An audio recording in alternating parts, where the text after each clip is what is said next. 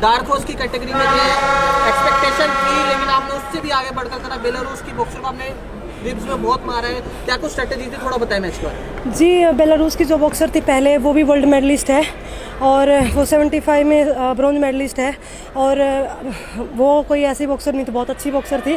तो मुझे ये था कि जैसे मैं भी अपर कट ज़्यादा मारती हूँ, मेरी पॉजिटिव पॉइंट है, तो उसका भी सेम ही यही था।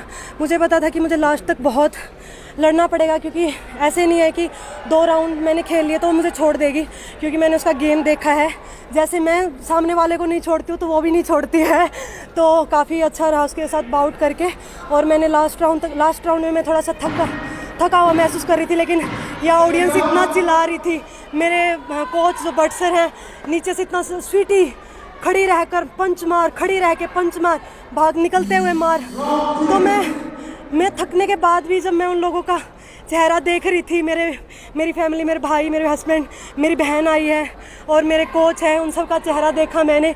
हमारे अजय सर हैं जो BFI के प्रेसिडेंट हैं, तो उन सबको मुझसे बहुत ज़्यादा उम्मीदें थी और मुझे ये था कि नहीं, मुझे रुकना नहीं है। अगर मैं थक भी गई हूँ तो मुझे उन सब के लिए मारना है और मुझे जीतना है।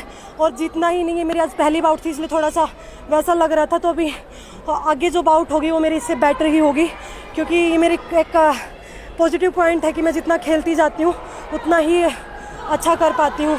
सो मुझे बहुत अच्छा लग रहा है कि क्राउड यहाँ आई हुई है और हमें सपोर्ट कर रही है। तो मैं सब लोगों को ये बोलूँगी, ज़्यादा से ज़्यादा लोग आएँ और मुझे सपोर्ट करें।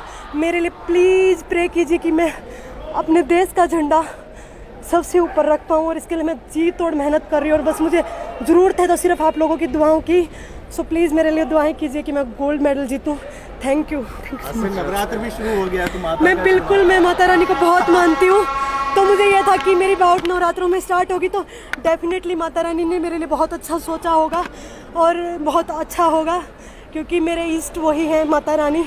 तो मुझे बहुत अच्छा लग रहा है और मुझे पता है कि उसने मुझे यहाँ तक पहुँचा है तो वो मुझे गोल्ड मेडल तक भी लेकर जाएगी। लास्ट 16 को बाहर शुरू हुआ कंपटीशन, 22 को लड़ी गई। इस दौरान कैसे वक्त कटा, इंतजार किया, बाउट देखा, कैसे क्या कुछ रहा है? देखिए कि इंतज़ार तो बहुत करना पड़ता है और बोरिंग भी लगता है। और मुझे पहली बार ऐसा हुआ कि मुझे बाई मिली है, वरना मुझे बाई मिलती ही नहीं थी। तो मुझे जितने छोटे वेट्स की बाउट होती उतनी बाउट मेरी हमेशा से होती थी। और पहली बार ऐसा हुआ कि मेरी बाउट थोड़ा लेट स्टार्ट हुई है। मेरे से बड़े वेट वालों की बाउट मेरे से पहले होगी, क्योंकि उन लोगों को क्या उनका शेड्यूल ऐसा बना गया कि उनकी पहले आउट हो जाती है। तो फिर ये जो इंतज़ार था काफ़ी बोरिंग रहता है, लेकिन बहुत फोकस्ड रहना पड़ता है। और हम एक्स्ट्रा काम भी नहीं कर सकते कि बॉडी थक जाए, और कम भी नहीं कर सकते कि कहीं हम ना थक जाए, है ना। तो फिर बहुत संभल कर ये काम करना पड़ता है। और इसके ऊपर हमारे भास्कर सर ने बहुत काम किया। मैं भट्ट सर को बहुत बोलना चाहूँगी, क्योंकि पीछे भी एशियन के टाइम भी इन्होंने हमें कि अटैक स्वीटी, तेरा जो बेस्ट पॉजिटिव पॉइंट है वो अटैक है, तो तुम उसके ऊपर खेलना। और मैं वो खेली। और जैसे डीमा सर ने भी बताया कि आप लेफ़्ट ऊपर लेफ़्ट नीचे ऐसे खेलो, मैंने वो मार के देखा। तो उस टाइम क्या कि कुछ बॉक्सर के ऊपर अप्लाई नहीं हो तो कुछ के साथ अप्लाई था, क्योंकि उसकी हाइट और मेरे पंच उससे ज़्यादा लंबे थे, वो काम नहीं कर रहा था, क्योंकि मैं ज़्यादा झुकी जा रही थी नीचे मारने के चक्कर में। तो फिर मैंने क्या फर्स्ट अटैक ही खेलना अच्छा समझा उसके लिए, और बाद में निकलते मारना। Thank you.